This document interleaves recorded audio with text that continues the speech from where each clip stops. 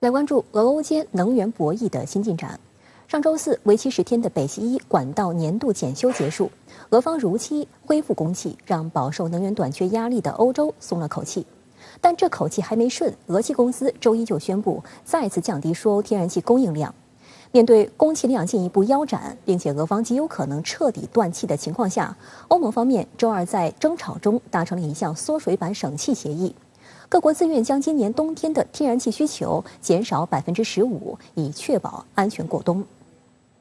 欧盟27个成员国能源部长周二在布鲁塞尔召开特别会议，商讨如何解决天然气短缺问题。根据达成的协议，欧盟成员国同意在今年8月1号到明年3月31号期间，根据自愿的原则，将天然气需求在过去5年平均消费量的基础上减少15%，即450亿立方米天然气。如果届时出现天然气供应短缺等情况，欧盟将采取强制措施减少天然气需求。欧盟理事会表示，此举是为了在冬季来临之前节省成本，为俄罗斯天然气供应可能中断做好准备。针对不同成员国的特殊情况，为提高协议执行的有效性，欧盟理事会还对部分成员国予以豁免。其中没有与其他成员国天然气网络互联的成员国不受强制减少天然气需求的限制。电网与欧洲电力系统不同步且严重依赖天然气发电的成员国也可获得豁免，以避免出现电力供应危机。值得注意的是，之所以有这样的豁免条款，是欧盟内部经过吵架后妥协的结果。谈判过程中，各国纷纷搬出了自己的豁免理由。西班牙和葡萄牙认为，他们很少使用俄罗斯天然气，不愿做出不成比例的牺牲。希腊担心15%的减气目标会令经济和消费者负担过重，而已经囤满98%储量的波兰则拒绝我气他用。还有更多国家反对授予欧委会强制施行用气配给制的权利。有分析认为，由于欧洲国家能源政策、经济处境对俄依赖各不相同，谈判代表们似乎无法形成一刀切的解决方案，因此才有了长长的豁免清单。据美国政治新闻网站估算，这样一番豁免下来，最终的节气数字可能缩水至接近10%，而不是大张旗鼓宣传的15%。不过，欧盟各国能源部长一致认为，对计算的争论是无关紧要的，因为在协商过程中已体现了欧盟的团结，体现出来，欧盟总体上对于这个能源制裁呢，一定要坚持下去的这个意志，为此呢，他们不惜制定这种提前这个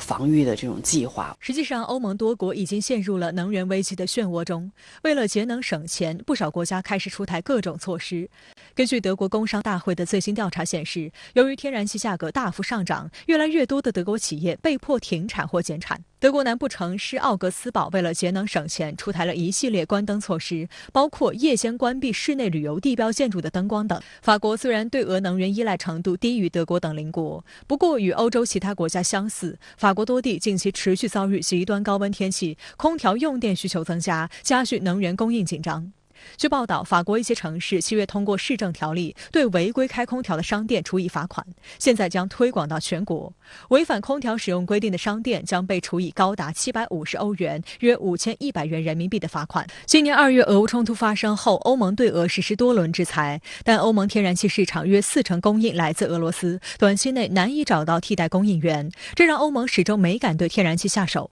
但在欧盟看来，俄罗斯极有可能彻底切断对欧洲的天然气供应。这一假设似乎越来越可能成为现实。据央视新闻援引外媒的报道，当地时间周三，德国天然气管道运营商 Gasgate 发布的数据显示，受另一台涡轮机停止运行的影响，北溪一管道的天然气供气量已降至最大运力的20%。根据俄方介绍，在俄罗斯波尔托瓦亚压缩机站总共有8台涡轮机，至少3台需要维修。其中1台涡轮机在6月中旬送到加拿大维修后，加方出于对俄制裁，至今还没有回到俄方手中。北溪一天然气管道的正常运行就取决于这些涡轮机。实际上，俄罗斯天然气工业股份公司周一就已经预告，因技术原因，北溪一天然气管道供气量自周三起将降至目前的一半，即最大供气量的20%。俄系方面的声明还称，虽然加拿大方面同意经由德国归还俄罗斯涡轮机，但加方的许可证文件并未消除制裁风险，还会引发更多问题。俄气要求西门子公司提供必要的文件和说明，以避免涡轮机明天又被带走。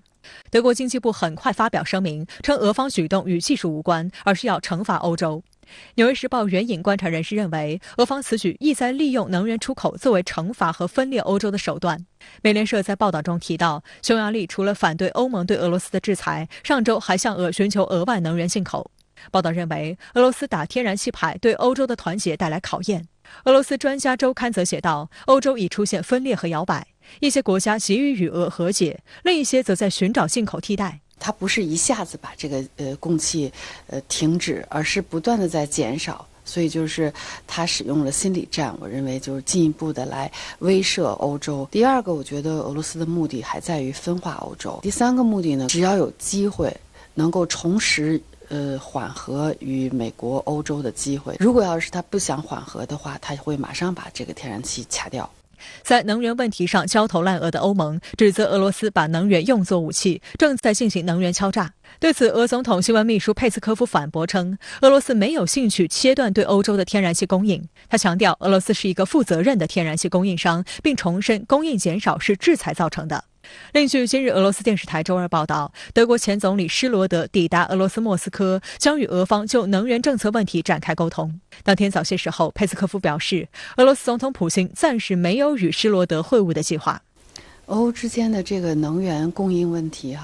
确实是就是相互依存的这种关系。如果假如说欧洲不买它的天然气的话，对它来讲其实也是一个损失。所以说就是在这个相互依赖的这种进程当中呢，确实是杀敌一千自损八百，就相互之间都是一种伤害。